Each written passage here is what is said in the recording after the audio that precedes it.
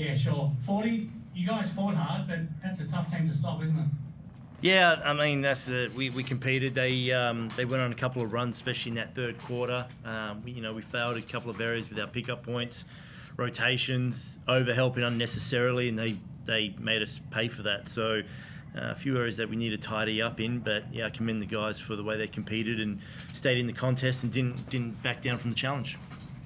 It's tough to be too happy when you've lost a game, but do you feel like in a lot of ways it was an improved performance? Oh look, and I've said this a couple of times now. Is there's key indicators, right, that show that we're trending in the direction that we want to go to. Whether it be some of the things on the defensive end, whether it be areas in terms of our half court, our shot selection, what our play types are, and where the majority of our looks come from. We got those things trending in the right direction, but the reality is now we've got to start, obviously, playing 4 quarters and executing at both ends of the floor and doing so on a regular basis. Without making excuses, how tough is it when you just keep getting guys coming in and out all the time? You get Claude back and you get JK back tonight, but then you lose Taj as well. I mean, how tough is it to try to get that chemistry going? It's probably more frustrating for the players, because they want to compete. They want to build up a bit of chemistry and synergy on the court. So I can understand the frustrations from the players' perspective. Not only the guys who are in and out, but the guys who are on the floor. And you get comfortable one week with a particular lineup, and then we could change it up a little bit. But we're not in the business, obviously, of making excuses. If you start making excuses, you find yourself unemployed. So. There's things that we need to adjust to, but we haven't had, we're not the only team that's suffered injuries, and so there's an adjustment period for us. Not only now with guys out, but there'll also be an adjustment period when guys coming back in. We tick the halfway point of the season for us. That's 14 games, and so now to build a bit of momentum in the second half of the season with guys coming back is probably key. Big Zim had another good game, and he talked last week about how he probably wouldn't mind seeing the ball a little bit more. Is there a chance you can possibly take a bit more of advantage of the good work that he's doing down low? Yeah, for sure, and I think you see it too now with defenses collapsing in a little bit more on him. He had 5 assists. I know he had 3 of them, I think, in the first quarter, and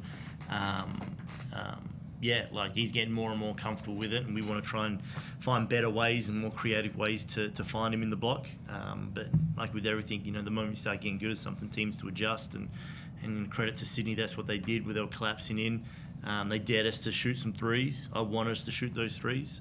Unfortunately, they just didn't drop as often for us as what we'd liked. The moment we sort of, we recognise again, like a missed shot doesn't make it a bad shot. There was a lot of good looks that just we didn't capitalise on. So, we'll go back to the film and say, this is still a good shot, this is a good shot.